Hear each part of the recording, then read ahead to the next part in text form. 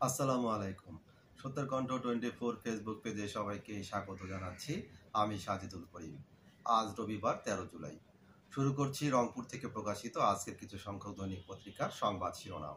প্রথমে হাতে রয়েছে দৈনিক আখিরা। দৈনিক আখিরা সংবাদ শিরোনামে রয়েছে কিটের অভাবে পরীক্ষা ছাড়ার লক্ষণ দেখেই চলছে চিকুনগুনিয়ার চিকিৎসা।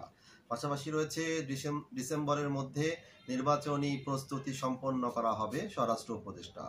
পাশে আরেকটি সংবাদ শিরোনাম কিছু রাজনৈতিক দল ফায়দা নেওয়ার চেষ্টা করছে রিজভি। দৈনিক আখিরা। দৈনিক আমাদের প্রতিদিনের সংবাদ শিরোনামে রয়েছে রংপুর যুব প্রশিক্ষণ কেন্দ্র প্রশিক্ষণার্থীদের নেই অভ্যন্তরীণ সুযোগ সুবিধা। পাশাপাশি রয়েছে হাড়িভাঙা আম বদলে দিয়েছে অর্থনীতির চিত্র। দৈনিক আমাদের প্রতিদিন। দৈনিক মায়াবাজারের সংবাদ শিরোনামে রয়েছে 9 বছরেও হয়নি সংযোগ সড়ক, 32 লাখ টাকার ব্রিজের সুফল বঞ্চিত মানুষ। পাশাপাশি রয়েছে ফুলবাড়িতে সোনালী আসে লাভের আশায় কৃষকরা। পাশে আরেকটি সংবাদ শিরোনাম মিড পোর্টে নৃশংস হত্যাকাণ্ডের প্রতিবাদে রংপুরে শিক্ষার্থীদের বিক্ষোভ। দৈনিক মায়াবাজার।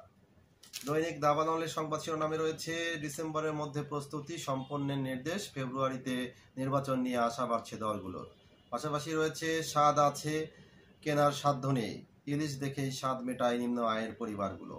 পাশে আরেকটি সংবাদ শিরোনাম 4 উপদেষ্টা আসছেন রংপুর, বেরোবিতে 62 ঘন্টার জন্য বহিরাগত প্রবেশ নিষিদ্ধ।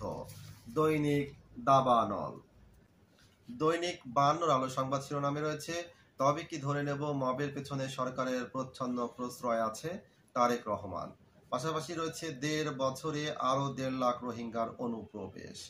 দৈনিক 52 আলো। দৈনিক যুগের আলোর সংবাদ শিরোনামে রয়েছে শুল্ক ছাড়ে সমঝোতা হয়নি, আবার বৈঠকে বসবে বাংলাদেশ যুক্তরাষ্ট্র।